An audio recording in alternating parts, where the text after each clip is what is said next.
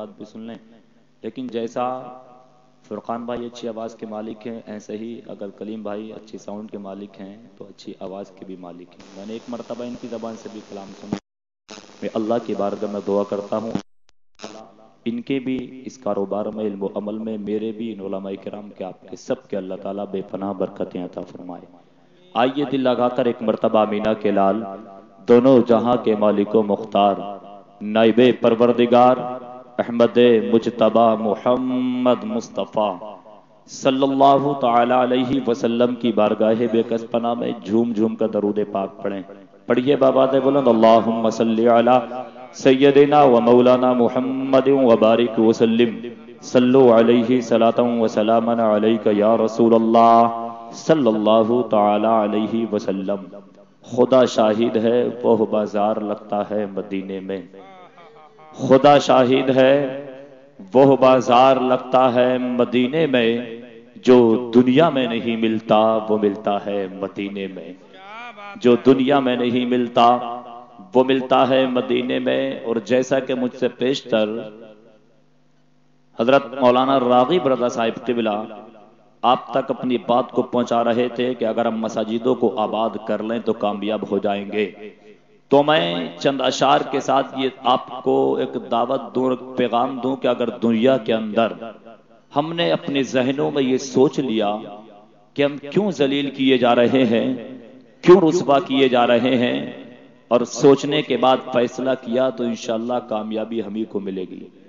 شاعر نے کہا ہے کیا یوں ہی خاموش رہ کر بے زباں بن جاؤ گے، کیا یوں ہی خاموش رہ کر بے زباں بن جاؤ گے، چل پڑو ہمت نہ ہارو کارواں بن جاؤ گے، چل پڑو ہمت نہ ہارو کارواں بن جاؤ گے۔ اور پہلے طے کر لو اگر ان پستیوں کی سرحدیں، پہلے طے کر لو اگر ان پستیوں کی سرحدیں، دھیرے دھیرے پھر وقار آسماں بن جاؤ گے، دھیرے دھیرے پھر وقار آسماں بن جاؤ گے۔ اور یاد رہ جائے اگر ان تشنا دہنوں کی قسم، یہ کربلا کی طرف اشارہ ہے، یاد رہ جائے اگر ان تشنا دہنوں کی قسم، آج قطرہ ہو تو کل بحر رواں بن جاؤ گے۔ اور پیش کر دو کاتب تاریخ کو خون جگر، پیش کر دو کاتب تاریخ کو خون جگر، میرا دعویٰ ہے کہ سچی داستہ بن جاؤ گے، میرا دعویٰ ہے کہ سچی داستہ بن جاؤ گے۔ اور آخر میں شاعر نے بڑا اچھا ذہن دیا ہے کہ غزنوی بن کر جلا دو ظلمتوں کے سومنات، غزنوی بن کر جلا دو ظلمتوں کے سومنات، انشاءاللہ پھر شہنشاہ جہاں بن جاؤ گے، جہاں بن جاؤ گے، انشاءاللہ پھر شہنشاہ جہاں بن جاؤ گے۔ حضرات، میں نے اللہ کے مقدس قرآن کریم کی ایک آیت کریمہ کے ٹکڑے کا تلاوت کرنے کا شرف حاصل کیا۔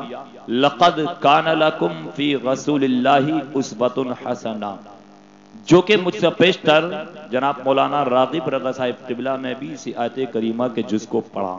انہوں نے کہا تھا میں کہ تمہید تقریر کی بنا رہا ہوں، میں چاہتا ہوں اسی آیت پر کچھ دیر میری بھی گفتگو ہو جائے۔ اللہ نے قرآن میں فرمایا تحقیق کہ تمہارے لیے زندگی گزارنے کے لیے اگر کسی کی زندگی ہے تو رسول پاک کی زندگی، دنیا کے اندر اگر کسی کی زندگی نمونہ اللہ نے بنائی ہے تو رسول پاک کی زندگی کو بنایا۔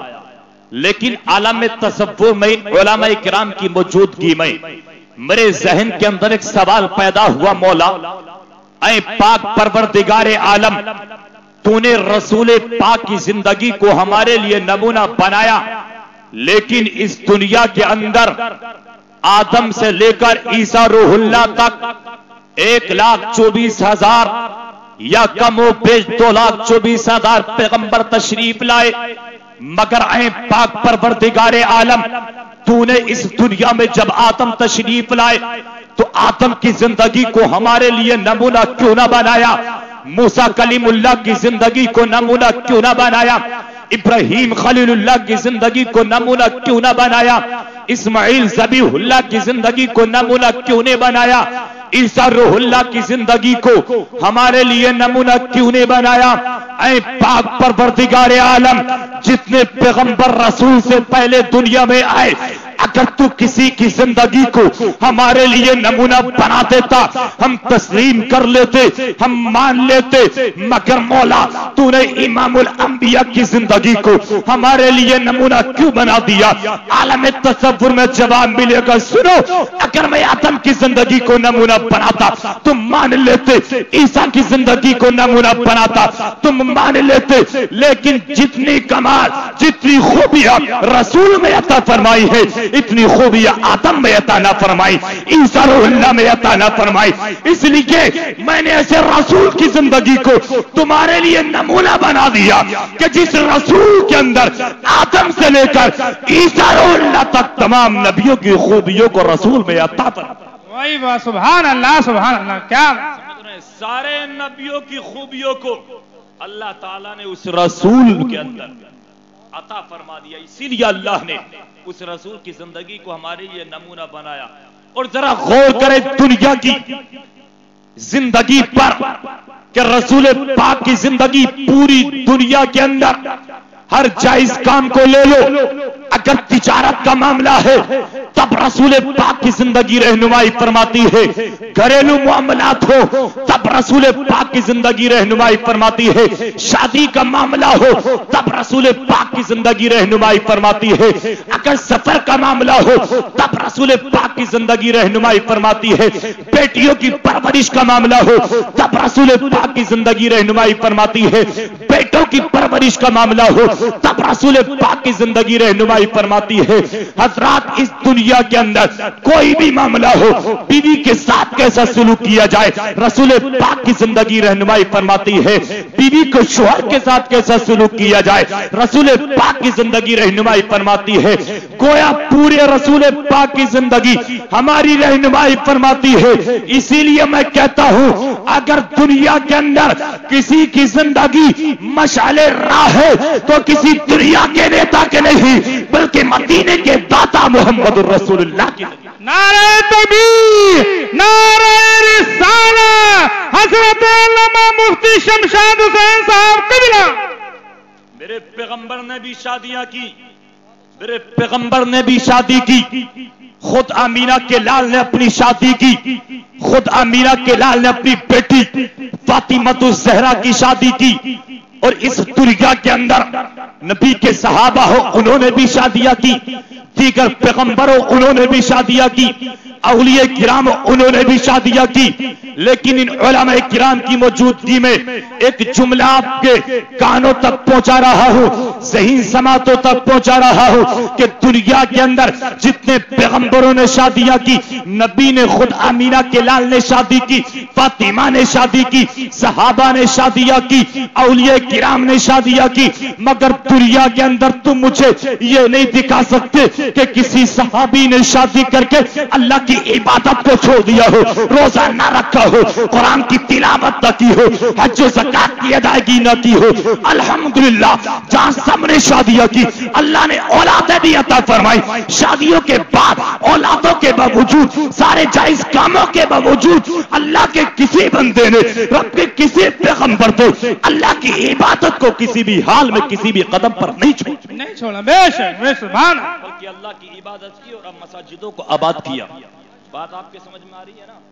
جی جی، بولیے سبحان اللہ، سبحان اللہ۔ زبان آپ بولیں گے تو اس میں ٹھنڈ نہیں لگے گی، ہاتھ نکالنے میں ٹھنڈ لگ سکتی ہے، اور بھیا اگر اس لیے کہ سبحان اللہ بولنے میں علماء فرماتے 90 نیکیاں ملتی ہیں۔ اب اگر کسی کی نیکیاں زیادہ ہو، ضرورت نہ ہو نیکیوں کی، تو وہ نہ بولیں، اور اگر نیکیوں کی ضرورت ہو تو وہ سبحان اللہ مجھے آپ بولتے رہے۔ میں اپنا کام کر رہا ہوں تقریر کر کے، آپ اپنا کام کریں، آپ کو بھی نیکیاں ملیں گی اور ہمیں بھی انشاءاللہ نیکیاں ملیں گی۔ ہم سب کا مقصد ایک ہے، اور اپنے نامہ اعمال میں نیکیاں درج کرانا، گناہوں کی مغفرت ہو جائے تاکہ ہماری زندگی کامیاب ہو جائے، ورنہ تو ہمارے سروں پر گناہوں کی پوٹلی رکھی ہے۔ ہر وقت ہم اپنے قدموں کا جائزہ رات کو سوتے وقت نہیں لیتے، اپنا جائزہ نہیں لیتے کہ دنیا میں ہم نے اس پورے دن میں کتنے گناہ کیے، کتنی مرتبہ جھوٹ بولے، کتنی نمازوں کو چھوڑا، کتنی برائیاں کی، جائزہ نہیں لیتے، صرف بس اپنے کام و کاج میں اور زندگی کو گزارنے اللہ کی عبادت سے بہت دور۔ سارے پیغمبر صحابہ سب نے شادیاں کی، اولادیں ہوئیں، اور شادی کرتے کیوں نہیں؟ اس لیے کہ میرے پیغمبر کی حدیث النکاح من سنتی فمن رغب عن سنتی فلیس منی، آقا نے فرما دیا نکاح کرنا میری سنت، اور جس نے اس سے اعراض کیا، نکاح نہیں کیا، وہ مجھ سے نہیں ہے۔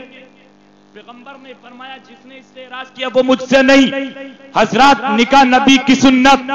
الحمدللہ خوشی کی بات یہ ہے آج صاحب خانہ نے اپنے بیٹے کی شادی کے پربہار موقع پر نبی کی سنت کو عطا کرنے کے موقع پر نبی کے جلسے کو سجا کر نبی کی محبت کا ثبوت دیا ہے۔ مجھے تمہیں بلا کر اپنے نامہ اعمال میں نیکیاں درج کرانے کا ایک موقع دے دیا ہے۔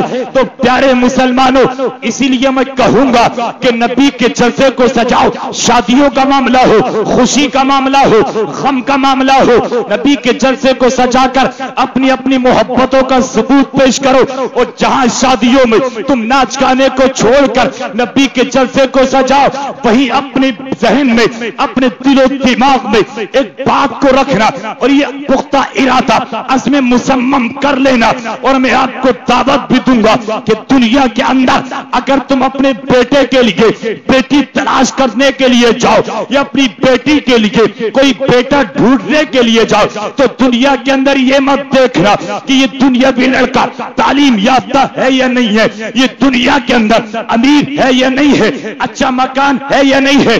جس بیٹے کے لیے دلہن تم دیکھنے کے لیے گئے ہو یہ مت دیکھنا دنیاوی تعلیم یافتہ ہے یا نہیں ہے، بلکہ آج میں آپ کو پیغام دوں گا اگر تم دیکھو اپنے بیٹے کے لیے دلہن تلاش کرو تو یہ دیکھنا کہ جس دلہن کو تم دیکھنے کے لیے جا رہے ہو وہ نماز پڑھتی ہے یا نہیں پڑھتی ہے، اللہ کا قرآن پڑھتی ہے نہیں پڑھتی ہے، وہ روزے رکھتی ہے یا نہیں رکھتی ہے، اسلام کے دائرے میں اپنی زندگی کو گزارتی ہے یا نہیں گزارتی۔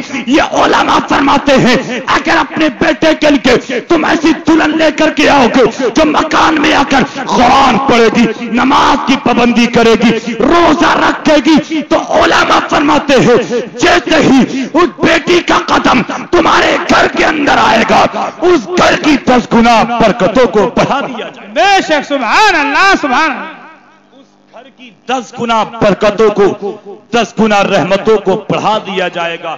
اور اگر تم نے نبی کی سنت کے موقع پر ناچ گانا کر لیا نا، ناچ گانا ڈی جے، تو تم تو ایک رات نچاؤ گے، وہ آنے والی دلہن پوری زندگی نچائے گی۔ پھر کہتے ہیں امام صاحب تعبیر کر دو، ہے نا، ڈوری دے دو، اور ماں باپ کہتے ہیں، ماں باپ بولے ہمارا بیٹا تو امام صاحب بیوی کا ہی ہو گیا، ہے نہیں ایسا؟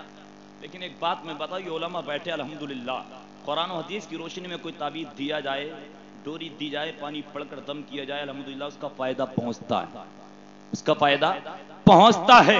لیکن تم کہو امام صاحب عالم دین تجارت کے لیے، کاروبار کے لیے مجھے تعویذ دے دو میرا کاروبار اچھا چلے، تو سب سے پہلے وہی امام صاحب اس تعویذ کو بنا کے مالدار بن جاتے ہیں۔ مطلب یہ ہے وہ کام دے گا لیکن پہلے اپنی پیشانی کو بارگاہ مولا میں جھکا دو، وہ کام دے گا پہلے اپنے گھر نماز فجر کے بعد قرآن کی تلاوت کر لو، وہ کام دے گا پہلے تم اپنے بیٹوں کو اچھا بنا دو، ان کی زندگی میں سدھار پیدا کر لو، وہ کام آئے گا پہلے تم حلال کی کمائی حاصل کر لو، حرام کی چھوڑ دو، مت خود کھاؤ نہ اپنی اولاد کو کھلا کھلاؤ، اس کے بعد اگر تم پانی پڑواؤ گے، تعویذ بنواؤ گے تو انشاءاللہ تمہاری زندگی میں اور 4 چاند لگ جائیں گے۔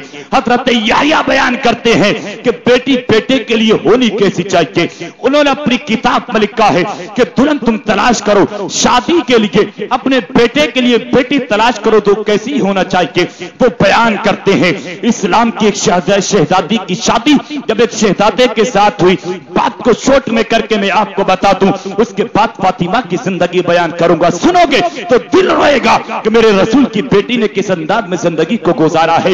حضرت یحییٰ بیان کرتے اپنی کتاب میں کہ جب بیٹی کی شادی ہوئی، باپ نے شادی کر دی، دلہن اپنے شوہر کے گھر چلی گئی، یہ اسلام کا شہزادہ اسلام کی آبیاری بقا کے کے لیے اپنے مکان سے چلا گیا, بیوی سے کہہ کر چلا گیا جب تک میں نہ آؤں گھر سے قدم مت نکالنا, گھر سے باہر کو مت جانا. حضرات یہ تو چلا گیا, بہت مشہور باتیں بارہا سنی ہوگی, یہ اسلام کا شہزادہ تو چلا گیا. حضرات کچھ دنوں کے بعد اس اسلام کی شہزادی کا باپ بیمار پڑ گیا, اس کے باپ کی طبیعت خراب ہوئی. ایک خبر آئی بیٹی تمہارے باپ کی طبیعت خراب ہو چکی ہے, اپنے باپ کو دیکھنے کے لیے چلی جاؤ, اپنے باپ کی عیادت کرنے کے لیے چلی جاؤ. حضرات محترم اس اسلام کی شہزادی نے, پیغمبر دنیا میں زندہ ہے, امینہ کے لال کی بارگاہ میں ایک کاتب کو بھیج دیا, کہا جاؤ میرے مصطفیٰ سے پوچھ کر کے آؤ, شوہر گھر نہیں ہے کہ اجازت کے بغیر چلی جائے.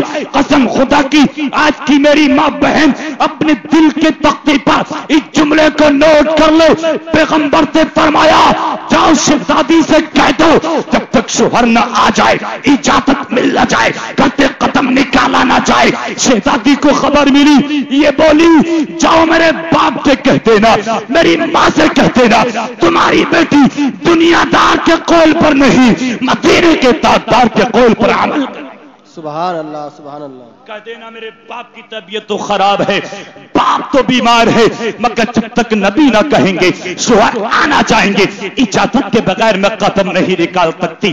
اللہ اللہ, ایک وہ وقت آ گیا پیارے, اس کے باپ کا انتقال ہو گیا, اس کا باپ دنیا سے انتقال کر گیا. میں پوچھنا چاہوں گا, ایک ماں کو اپنی بیٹی سے بڑی محبت ہوا کرتی ہے, ایک باپ کو اپنی اولاد سے بڑا پیار ہوا کرتا ہے, ایک بیٹی بیٹا اپنے ماں باپ سے بڑی محبت کیا کرتے ہیں.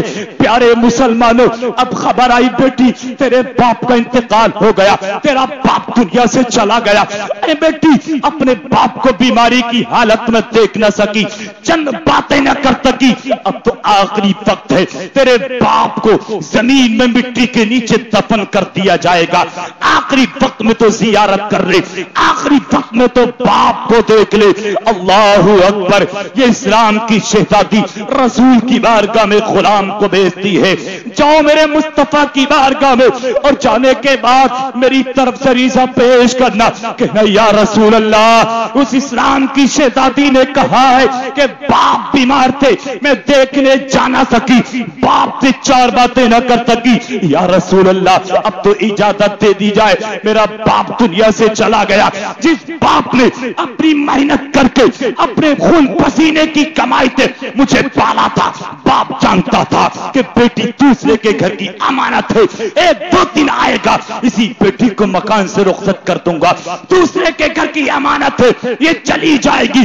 مگر آقا میرے باپ نے سینے سے لگا کے رکھا, میرے آقا میرے باپ نے مجھے پرورش کیا, میرے باپ نے پالا. یا رسول اللہ آخری وقت میں مجھے اجازت دے دی جائے, باپ کا چہرہ دیکھ لوں, باپ کی زیارت کر لوں. مصطفیٰ نے فرمایا جاؤ شہزادی سے کہہ دو جب تک شوہر نہ آ جائے اجازت نہ دے اپنے مکان سے قدم مت نکالنا. اسلام کی شہزادی گردن جھکا کر بیٹھ گئی, بولی جاؤ میری ماں سے کہہ دینا شوہر نہیں آئیں گے جب تک اجازت نہیں ملے گی, باپ کو دیکھنے نہیں آئیں گے. آج کی ہوتی آج کی برا مت ماننا, باپ کے مرنے کی خبر تو دور کی بات ہے, اگر میری ماں میری بہن کو یہ خبر مل جاتی کہ باپ کی طبیعت خراب ہے یا گھر پر کچھ ہو گیا تو شوہر سے پوچھنا تو دور کی بات, شوہر نہیں ہوتا بغیر اجازت اٹھا کے تھیلا ہاتھ میں بیگ لے کے پہنچتی اپنے ابا کے گھر. لیکن یاد رکھو نیک عورت, نیک بیٹا یا بیٹی, یہ اسلام کی شہزادی نے انکار کر دیا, اس کے باپ کا مختصر تجہیز و تکفین یعنی غسل کفن دے کر دفن کر دیا گیا. ادھر اس اسلام کی شہزادی نے نماز عشاء پڑھ کر اللہ کا قرآن پڑھنا شروع کر دیا. سبحان اللہ.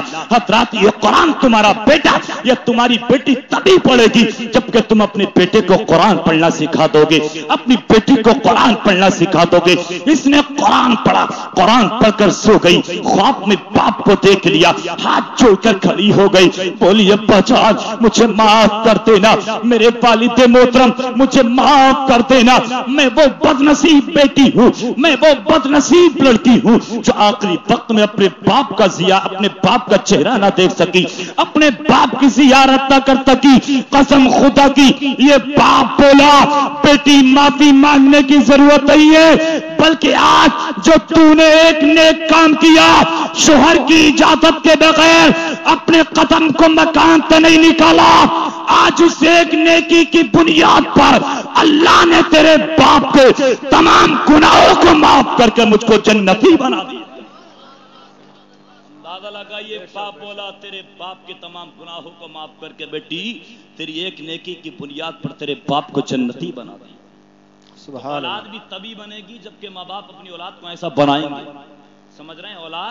माँ बाप अपनी औलाद को ऐसा बनाएंगे। मैं ये कहता हूँ, हमेशा ये मत सोचना कि औलाद ही डंडे मारती है, ये भी सोचना कि कम से कम हमने भी उसकी परवरिश करने में, उसकी तरबियत में कहीं कोई कमी तो नहीं कर दी। कोई माँ कोई बाप अपनी औलाद के साथ गलत सलूक नहीं कर सकता।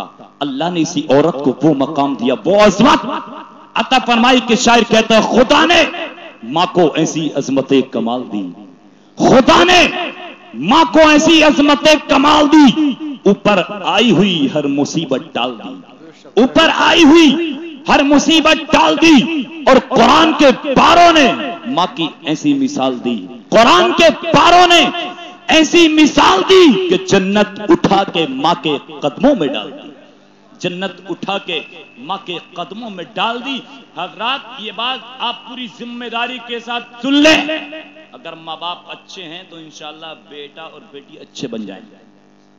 माँ बाप का बहुत अहम रोल होता औलाद की तरबियत में, औलाद की तरबियत में बहुत अहम रोल। एक छोटी सी बात आपको बता दूं, हजरत बाबा फरीदुद्दीन गंजे शकर रहमतुल्लाहि ताला अलैह दिल्ली की जिस गली से, जिस रास्ते से गुजरते, जो गैर मुस्लिम चेहरा देखता वो कलमा पढ़कर मुसलमान बन जाता। मोहब्बत से बोलिए सुभान अल्लाह। जो चेहरा देखता कलमा पढ़कर मुसलमान बन जाता।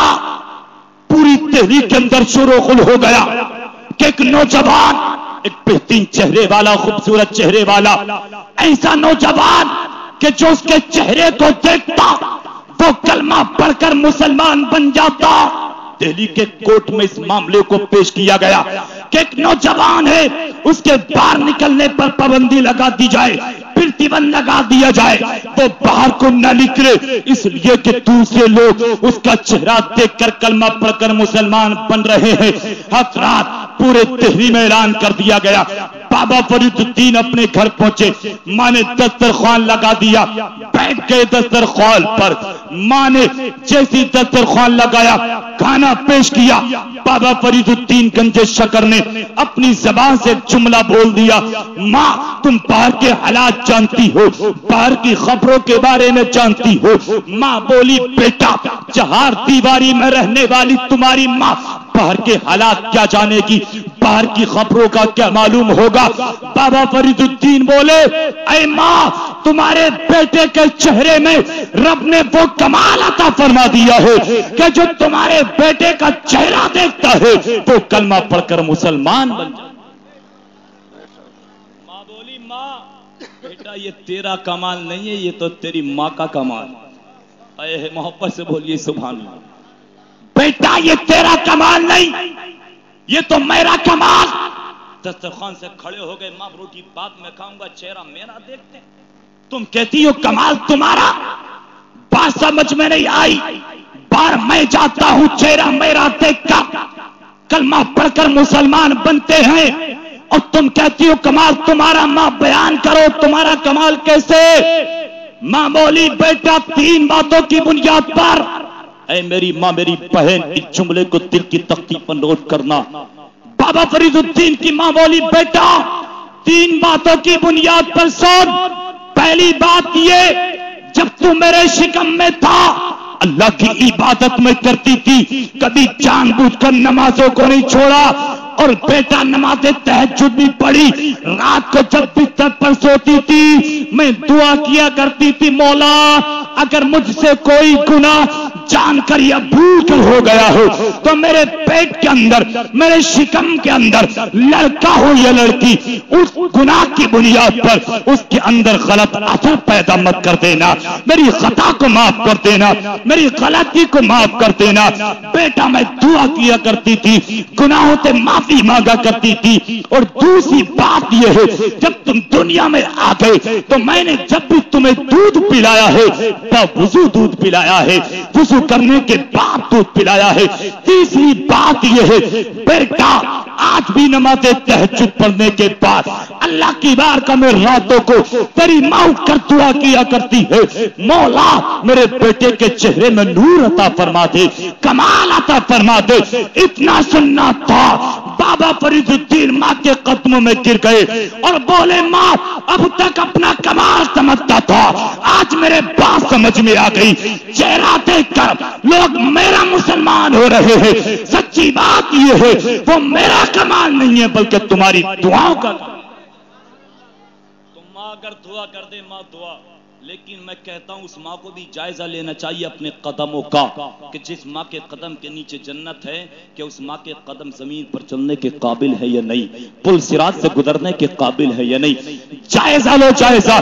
حضرات بابا فرید الدین بولے ماں بات سمجھ میں آ گئی، یہ میرا کمال نہیں تمہارا کمال ہے، مگر ماں مجھے کورٹ میں بلایا گیا ہے، اب میں کیا کروں؟ ماں کے لبوں پر مسکراہٹ آ گئی. ماں بولی بیٹا جب آج تک میری دعا نے کام کیا ہے، تجھے کامیابی عطا فرمائی ہے، تو جا خوشی کے ساتھ تحریک کے کورٹ میں چلا جا.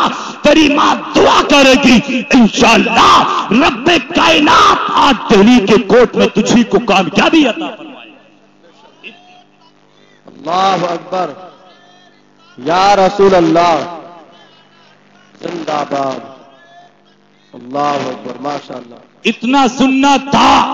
دہلی کے کورٹ میں پہنچے، جا کر کھڑے ہو گئے، جج کرسی پر بیٹھا.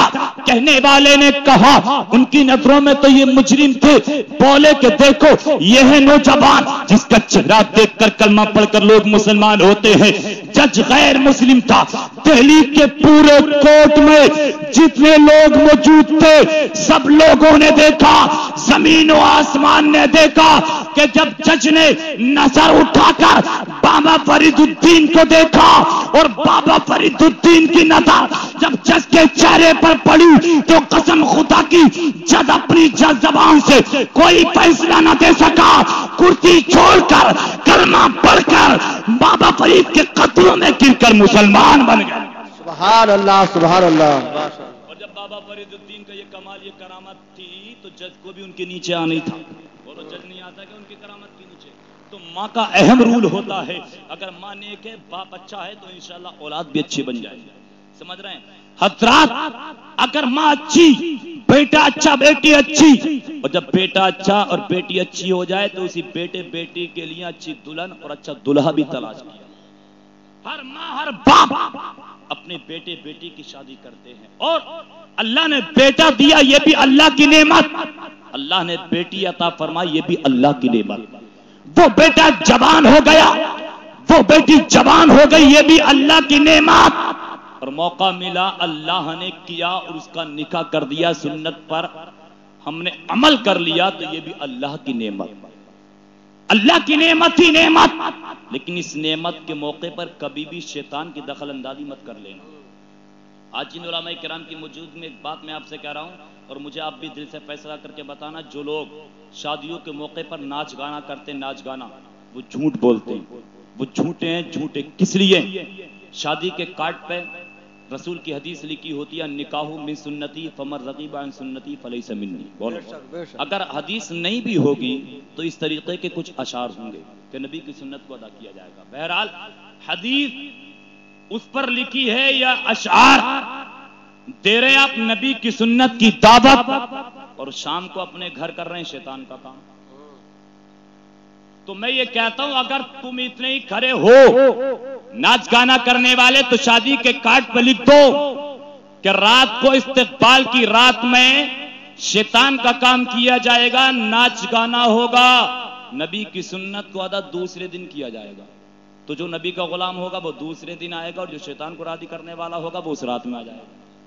بولو صحیح بات. لیکن سنو، میں نے نزہۃ المجالس میں پڑھا، نزہۃ المجالس میں جہاں پر ناچ گانا ہو جائے، ناچ گانا، تو جتنا گناہ، جتنا عذاب آنے والوں کو ملتا ہے اور جتنا مشورہ دینے والوں کو ملتا ہے، جتنا کرنے والے ہوتے ان کو ملتا ہے، ان سب کے برابر اس کو ملتا جو کراتا ہے۔ سمجھ رہے ہیں؟ ہاں، تو کبھی دوستوں کی دوستیوں کے چکر میں مت آنا، اس لیے کہ دوست کی دوستی وہ کامیاب نہیں ہے جو تمہارے ہاتھ میں شراب کی بوتل دے دے، تمہیں زنا کی طرف لے کر چلا جائے، ناچ گانے کی طرف لے کر چلا جائے، بلکہ دوستی وہ کامیاب ہے اگر تم نمازی نہیں ہو تو تمہارا دوست تمہیں نمازی بنا دے، تم قرآن نہیں پڑھتے ہو تو قرآن کا پڑھنے والا بنا دے، شراب کی بوتل ہاتھ میں ہے تو تم سے چھڑا دے، زنا تم کرتے ہو تو تمہیں زنا سے روک کر توبہ کے لیے وہ آمادہ کر دے، تمام گناہوں سے بچا لے۔ یہی دوستی تمہارے دنیا میں بھی کام آئے گی اور انشاءاللہ دنیا سے جا کر عقبہ میں بھی کام آئے گی۔ باقی دوستیاں کام نہیں آئیں گی، لیکن آج کے دور میں نا جتنا بیٹا اپنے دوست کی بات کو مانتا اور ایک بیٹی اپنی سہیلی کی بات کو مانتی ہے، اتنے اپنے ماں باپ کے کہنے کو نہیں مانتے۔ سمجھ رہے ہیں؟ میں یہ نہیں کہتا اپنے دوست کی اچھی بات کو مت مانو، ایک لڑکی اپنی سہیلی کی اچھی بات کو نہیں مانے، حقوق تو سب کے ادا کیے جائیں، ماں باپ کے بھی حق ادا کرنے چاہیے، ماں باپ کو اولاد کے بھی، شادی ہو جائے تو بیوی کے بھی حق ادا کرو، سسرال کے بھی حق ادا کرو، جہاں جو حق ہے وہ ادا کیا جائے۔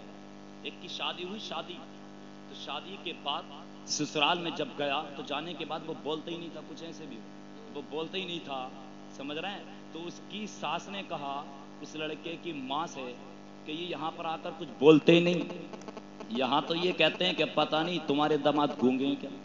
وہ گھر گیا، ہم ماں نے پوچھا بیٹا تم وہاں جا کر بولتے نہیں؟ بولا ماں میں نہیں بولتا۔ کہا کس لیے؟ کہا اس لیے ماں میری زبان سے کوئی غلط بات نہ نکل جائے، کوئی جھگڑا نہ ہو جائے، اس لیے نہیں بولتا۔ ماں بولی بیٹا اگر تو کچھ بھی نہ بولے تو کم از کم ہاں اور نہ میں جواب تو دے دیے، ہاں اور نہ میں جواب دے دیے۔ بیٹا بولا ٹھیک ہے، گیا سسرال پہنچا، سلام پیش کیا، ساس نے جواب دیا، ساس بولی بیٹا گھر سب ٹھیک ہے؟ بولا ہاں، دو جملے آتے ہیں ہاں اور نہ۔ ساس نے پوچھا بیٹا گھر سب ٹھیک ہے؟ بولا ہاں۔ ساس بولی میری بیٹی بھی ٹھیک ہے؟ بولا نہ۔ ساس بولی زیادہ طبیعت خراب ہے؟ بولا ہاں۔ ساس بولی دوائی دلوا دی؟ بولا نہ۔ زخم پر نمک چھڑک رہا، طبیعت بھی زیادہ خراب، دوائی بھی نہیں دلوائی، موٹا ڈنڈا لے کے ساتھ جب اس کے پیچھے بھاگی، دروازے سے باہر پہنچا ماں کے پاس، بولا ماں میں پہلے سے کہتا تھا بولوں گا تو ڈنڈا نکل آئے گا، جب ہاں نہ بولنے میں ڈنڈا نکل آیا، زیادہ بولوں گا تو کیا حال ہوگا؟ محبت سے بولیے سبحان اللہ۔ رات کا کافی سے گزر چکا اس لیے میں نے آپ کی ذہنوں تک یہ بات پہنچائی، اور زور سے بولے یا رسول اللہ، یا رسول اللہ۔ ہر نعمت بیٹا بیٹی جوان نکاح کیا وہ بھی اللہ کی نعمت، اور اچھی زندگی گزارنا چاہیے۔ رسول پاک کی زندگی ہمارے لیے نمونہ ہے کیسے؟ میرے رسول نے بھی نکاح اپنا بھی کیا، 11 شادیاں میرے رسول نے کی، اور آج 4 شادی اگر صاحب استطاعت اتنا طاقتور ہے کہ خرچ اٹھا سکتا ہے تو شرعاً 4 جائز، مگر پیارے مسلمان علماء بیٹھے، نکاح کرنا جائز بھی ہے، نکاح کرنا ناجائز بھی ہے، نکاح کرنا حرام بھی ہے، نکاح کرنا مکروہ بھی ہے، نکاح کرنا سنت بھی ہے۔ اگر میں تمام چیزوں کی تفصیل بیان کروں وقت بہت گزر جائے گا، اتنا سن لے کہ نکاح کرنا سنت ہے میرے رسول پاک کی، سنت کے موقع پر کسی بھی حال میں تم ناجائز کام مت کر لینا، شیطان کی دخل اندازی مت کر لینا، ورنہ شیطان داخل ہو گیا اس کام میں برکت کسی حال میں نہیں ہو سکتی۔ اور تم نے نبی کی سنت کے موقع پر اچھا کام کر لیا تو رحمتوں کا نزول ہو جائے گا، برکتیں ہی برکتیں تمہارے گھر میں بھی ہوں گی، تمہارے کاروبار میں بھی ہوں گی، تمہاری تجارت میں بھی خوب فائدہ ہوگا۔ پیشانی کو سجدے میں جھکا کر تم اللہ کی عبادت کر کے دعا کرنا تو انشاءاللہ اللہ خود تمہاری دعاؤں کو قبول کر لے گا، تمہاری بیویوں کی دعا کو قبول کر لے گا، تمہارے بیٹے بیٹیوں کی دعا کو قبول کر لے گا۔ دنیا کا ہر باپ اپنے بیٹے کی شادی کرتا ہے، اپنی بیٹی کی شادی کرتا ہے۔ آج سے 1400 साल पहले मेरे पैगंबर ने भी अपनी बेटी फातिमतुज ज़हरा का निकाह किया, अपनी बेटी फातिमतुज ज़हरा की शादी की। दुनिया जानती है मेरे पैगंबर इस्लाम ने जब शादी की थी तो किसी अमीर के साथ नहीं की थी, किसी दौलत वाले के साथ नहीं की थी, किसी अच्छी सवारी वाले के साथ नहीं की थी, शानदार मकान बना हुआ नहीं था, बल्कि अगर सिद्दीक अकबर ने पैगाम भेजा, आका आपकी बेटी फातिमा से निकाह करना चाहता हूं, मेरे पैगंबर ने फरमा दिया मेरी बेटी का निकाह अल्लाह के जिम्मे है, अल्लाह जैसा चाहेगा उसी के मुताबिक किया जाएगा। उमर फारूक आजम ने पैगाम भेजा फातिमा से निकाह करते करके, रसूल ने फरमा दिया अल्लाह जैसे चाहेगा उसी के मुताबिक किया जाएगा। उमर सिद्दीक अकबर आ गए अली के पास, बोले अली हमसे निकाह की दरख्वास्त को मंजूर नहीं किया गया, ऐसा करो तुम पैगंबर इस्लाम की बारगाह में रिजा पेश करो। अली बोले सुनो, फातिमा की परवरिश के लिए, फातिमा के खर्चे के लिए मेरे पास पैसा नहीं है, अच्छा मकान नहीं है, मैं गरीब हूं, मैं गरीब, मैं मालदार नहीं हूं। उमर फारूक आजम सिद्दीक अकबर बोले गरीबी को मत देखो, मुस्तफा के कदमों में चले जाओ। अली ने सुना, रसूल की बारगाह में पहुंचे, आका आपकी बेटी से निकाह करने का पैगाम लाया हूं। मेरे मुस्तफा ने फरमाया ऐ अली मेरी बेटी के साथ तुम्हारा ही निकाह किया जाए। मोहब्बत से बोलिए सुभान अल्लाह। सुभान अल्लाह। मेरे रसूल चाहते तो उमर फारूक आजम को चुन लेते, किसी में हिम्मत थी मना कर देता, सिद्दीक अकबर को चुन लेते, किसी में हिम्मत ही मना कर देता नहीं। रसूल ने अपनी बेटी का निकाह किया, हजरत फातिमतुज ज़हरा का निकाह किया हजरत मौला अली के साथ। और कौन फातिमा? वो फातिमा के जिसकी 7-8 साल की उम्र पाक हजरत खदीजतुल कुबरा एक तकरीब में लेकर चली। एक शादी में जब पहुंची अल-मुख्तसर, आंखों में आंसू आ गए, नम हो गई आंखें। फातिमा बोली मां आंख में आंसू आने की वजह क्या है? और आज दुनिया के अंदर कोई मां ऐसी नहीं है जो ये ना चाहे मेरी बेटी अच्छा लिबास ना पहने। बोलो कोई बाप ऐसा नहीं है जो ये ना चाहे मेरा बेटा अच्छा लिबास नहीं पहने। हर मां चाहती है, हर बाप चाहता है मेरी औलाद अच्छा लिबास पहनकर लोगों के सामने आए। लेकिन सुनो प्यारे मुसलमानों, मैं उस मां से कहूंगा, मैं उस बाप से कहूंगा, किसी भी हाल में अपनी बेटी को अच्छा लिबास पहनाकर बेपर्दा मत घुमाना, इस्लाम के खिलाफ लिबास मत देना, शरीयत के खिलाफ लिबास मत देना। इसलिए अगर तुमने आज अपनी बेटी को मुस्तफा की शरीयत के खिलाफ लिबास दे दिया, बेपर्दा घूमने पर तुम राजी हो गए, तो कल क़यामत के दिन हाथों में हथकड़ियां, पैरों में बेड़ियां उन माँ बाप के भी डाल दी जाएंगी, उन भाइयों को भी डाल दी जाएंगी जो अपनी बहन को बेपर्दा घूमकर देखकर राजी है, जो माँ बाप बेटी को बेपर्दा घूमकर देखता राजी है। इसीलिए मैं कहता हूं अपनी बेटी को अच्छा लिबास पहनाओ, घर की 4 दीवारी में रखो, बापर्दा अपनी बेटी को लेकर के जाओ, शरीयत के मुआफिक अपनी बेटी को लिबास पहनाओ। नबी की बेटी फातिमा माँ के साथ गई, आंखों में आंसू। बेटी ने पूछा मां आंखों में आंसू आने की वजह? खदीजतुल कुबरा बोली बेटी सोच, जितनी लड़कियां शादी में आई हैं तमाम का अच्छा लिबास है, कीमती लिबास है, मेरी बेटी तेरे बदन पर अच्छा लिबास नहीं है, पोसीदा लिबास है, पुराना लिबास देखकर आंख में आंसू आ गए। फातिमा का जुमला सुने, फातिमा बोली मां गम मत करो, रोना बंद कर दो, इसलिए कि मैंने अपने अब्बा जान से सुना है, अपने बाप इमामुल अंबिया से सुना है, हर लड़की हर औरत का अच्छा लिबास पर्दा है, पर्दा, और उसका ज़ेवर उसकी शर्मो हया है। ऐ मां अल्हम्दुलिल्लाह तुम्हारी बेटी के अंदर पर्दा भी मौजूद है और तुम्हारी बेटी के अंदर शर्मो हया भी मौजूद है।